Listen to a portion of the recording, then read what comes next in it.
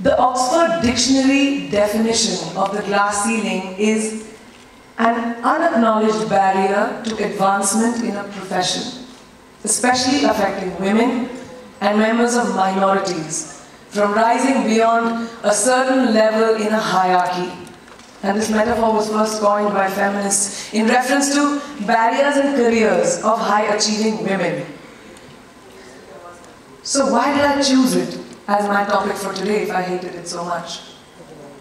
Because I hope, through my experiences, I can present to you the tools to live your dream and to not make that glass ceiling that is defined by society, largely patriarchal, as your goal. I want you to aim higher because you know you can. And it's honestly all I did. Every step of the way, all I did was set a higher standard. How did I get here? By being fierce, by being fearless, and by being flawed. Completely and utterly flawed. I'm not perfect, like none of us are. So tonight I'm going to try and break it down for you a little bit in a slightly different way. I present the 12 short, surefire ways of becoming Priyanka Chopra. Would you like that? Sorry, I was just kidding, because us millennials, we don't like to be told what to do. So this is a gentle nudge in the right direction. Presenting PC's 12 rules of becoming the best version of yourself. So here are a few of my favorites from my list. There's only one you, okay? Because there's no one like you. And I don't mean the superfluous, superficial parts.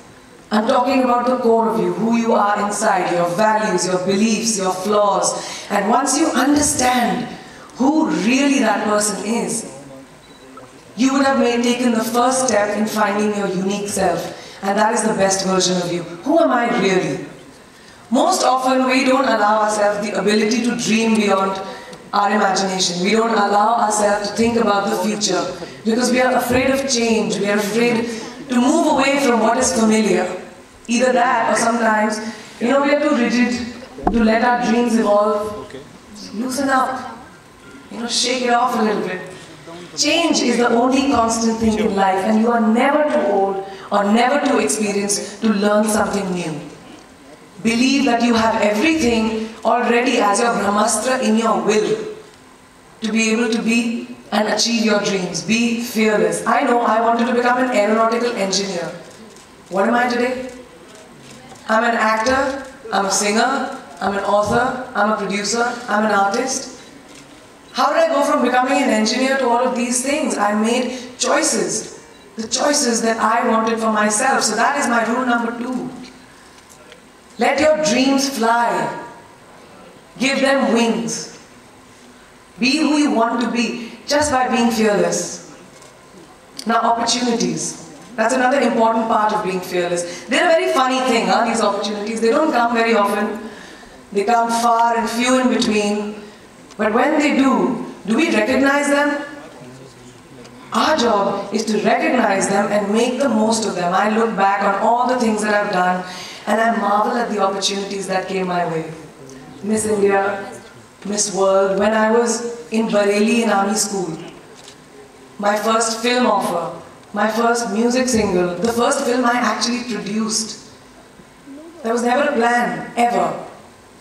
More like the universe sort of guiding me towards these opportunities. All I had to do was recognize them and make sure I worked so hard that I squeezed every drop out of these opportunities. This, ladies and gentlemen, is called drive. It's called ambition. So no matter where you are in life, rule number 3 is you have never arrived enough to explore new opportunities. And there's nothing wrong with being ambitious. Ladies, listen to me.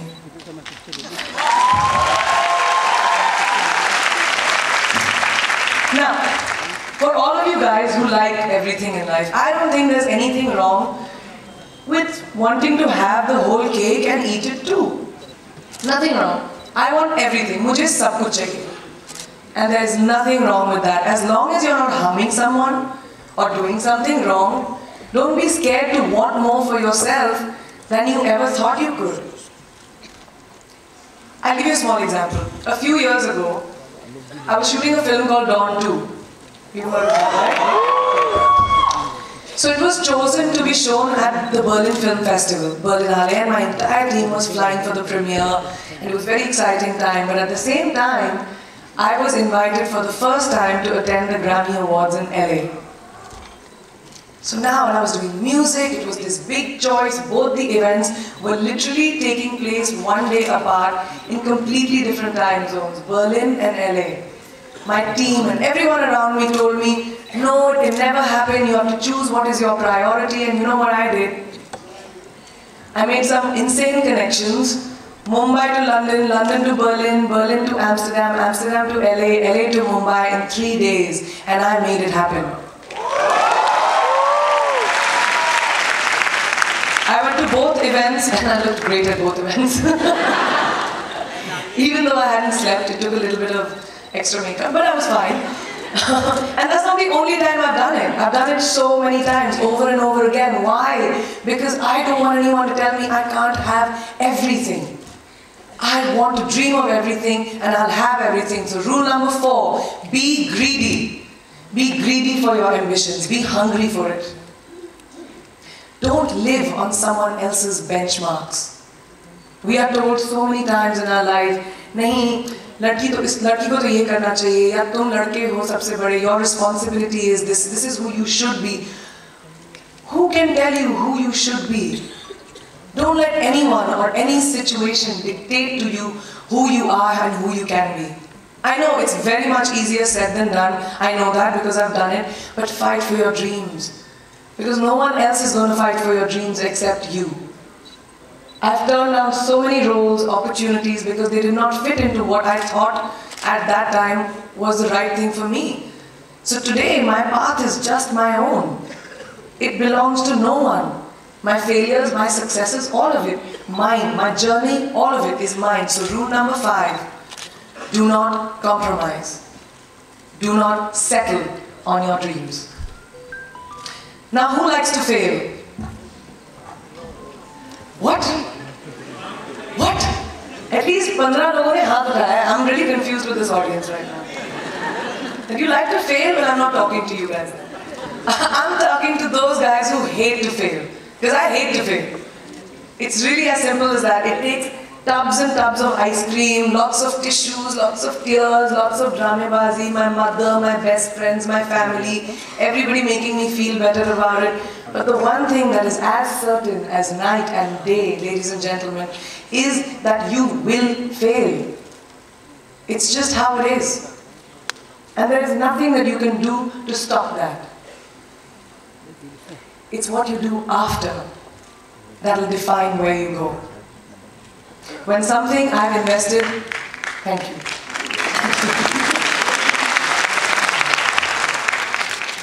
When something I've invested in my heart and my soul, which I do with everything that I actually put my mind to, if that fails, I don't just wallow in self-pity. I roll myself in it. I roll around in it, I wrap myself in it, head to toe, self-pity, self-pity, self-pity. It's not a pretty sight. I can tell you that. My mother, who's sitting right here, has witnessed it many times. But then, I get up, cry a little, dust myself off, and dive straight back into life, because the only way to push failure aside is to move ahead.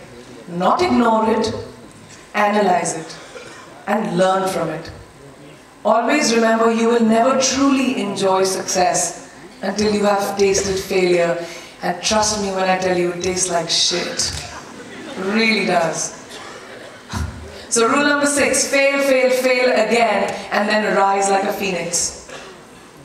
Now what is life without a little bit of a risk, right? No, I'm not an adrenaline junkie. I'm not telling you to go off roller coasters or anything. I've always believed that you have to take risks, calculated, educated risks, to evolve. Because if you've not truly explored the full extent of your possibilities, you'll always remain stagnant. People have written me off several times in my career. Sometimes they didn't agree with my choices. When I played a negative character in my film Aitraz, very early in my career, I was told I'll be a vamp and no one will cast me as a heroine. when I took on a female-centric film called Fashion, again very early on in my career.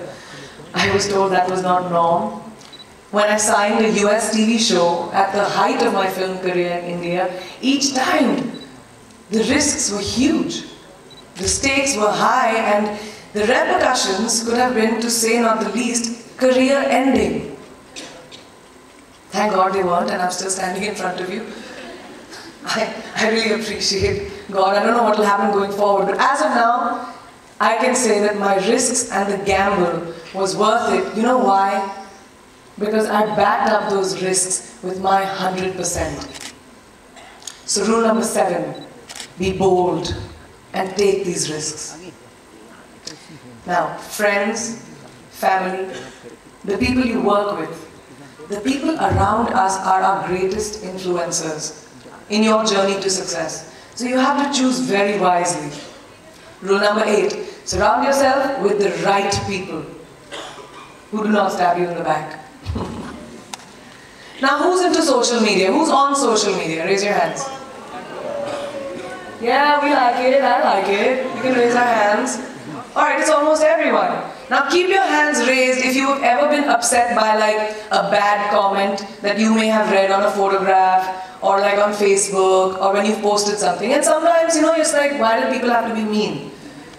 Yeah, so there's a lot of you, right? Guys, please let me just tell you this. No matter what you do, someone will always be unhappy. Always.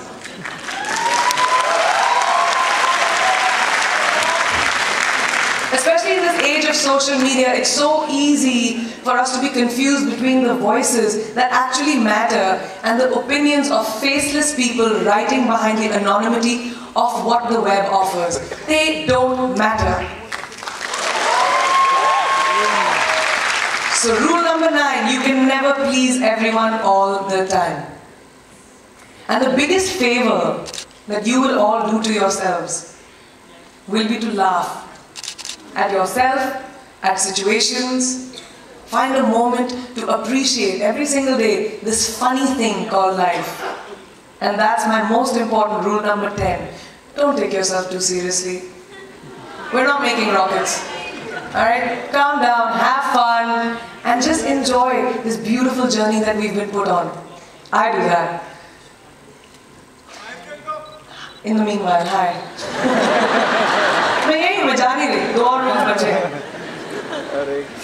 It's really not that hard, in my experience, to be kind, to be compassionate, to be human.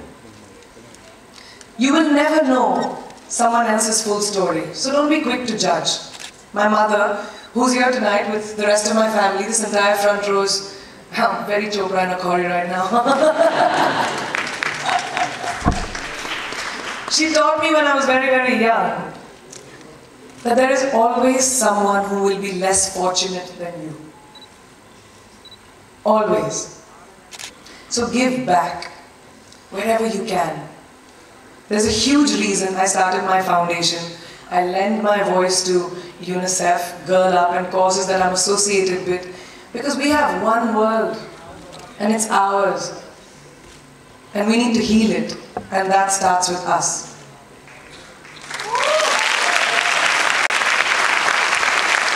So that is my rule number 11. Give back. And finally, the most important one.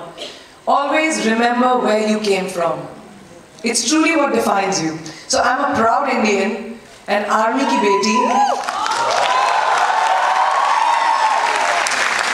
daughter of 2 doctors with a middle-class upbringing and ginormous families who I love on both sides.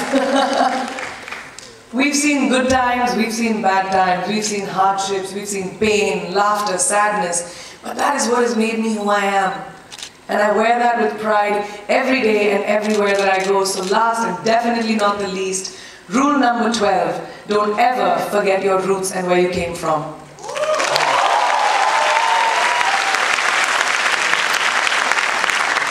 I hope you take some of what I have shared with you today and go into the new year with maybe a different perspective on life and start 2018 with being fierce, fearless, and flawed.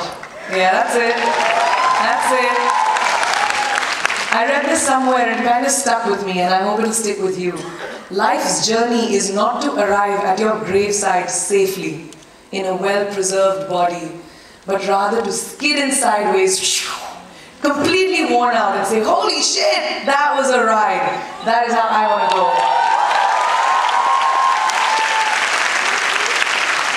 So to sum up this incredible journey that I have been on, I stand before you today, weathered by life, but happy and raring to do so much more.